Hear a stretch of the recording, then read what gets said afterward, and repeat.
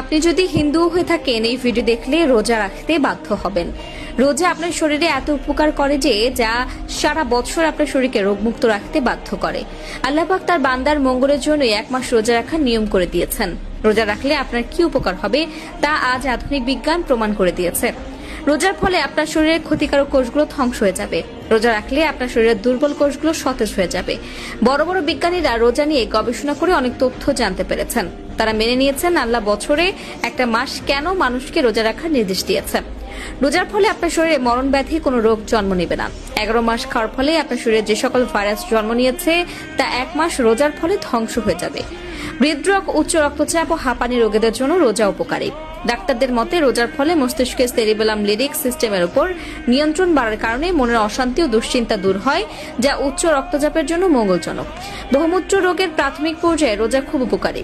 বিশ্বজুড়ে সমস্ত ধর্মীয় রীতিনীতি মেনে রমজান মাসটি পালন করেন মুসলমানেরা। ধর্মীয় সম্প্রীতির উদাহরণও বটে। পুরো 1 মাস সকাল থেকে সন্ধ্যা পর্যন্ত খালি পেটে থাকার ধর্মীয় গুরুত্ব তো রয়েছেই, সেই সঙ্গে রয়েছে স্বাস্থ্য উপকারিতাও।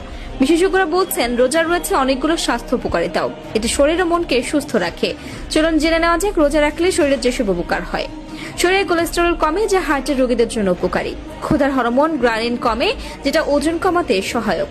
অভুক্ত থাকলে ব্রেইন তার প্রোটিনগুলো ছাড়াই করে। ব্রেনে নিউরোট্রপিক হরমোন ও কোষ বাড়ে, ফলে ব্রেন সজীব ও সতেজ হয়। স্টোরেজ কম থাকার কারণে স্টোরেজ হরমোন কর্টিসল বাড়ে না। সারাদিন না খেয়ে থাকলে অর্থাৎ পাকস্থলী খালি থাকে, ফলে শরীরের যাবতীয় বর্জ্যগুলোকে টক্সিন বার্ন করতে পারে। বিজ্ঞানীরা বলছেন আপনি যদি সঠিক পদ্ধতিতে রোজা রাখতে পারেন তাহলে অবশ্যই আপনার বাড়তি ওজন কমবে। বাড়তি ওজন ছেড়ে ফেলে আপনি একজন স্লিম স্মার্ট মানুষে রূপান্তরিত হতে পারবেন। রোজা রাখলে কি ঘটে শরীরের?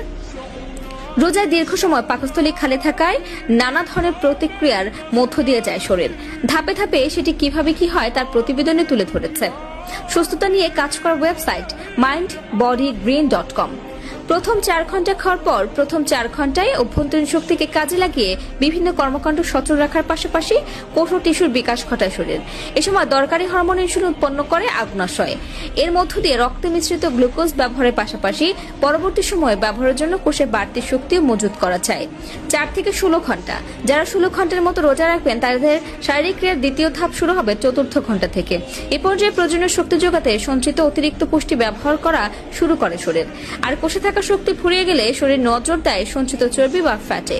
শরীর থেকে চর্বি নির্গমন এবং শক্তি যোগাতে এগুলো পুড়িয়ে ফেলার প্রক্রিয়াকে বলা হয় cute body spray for energy.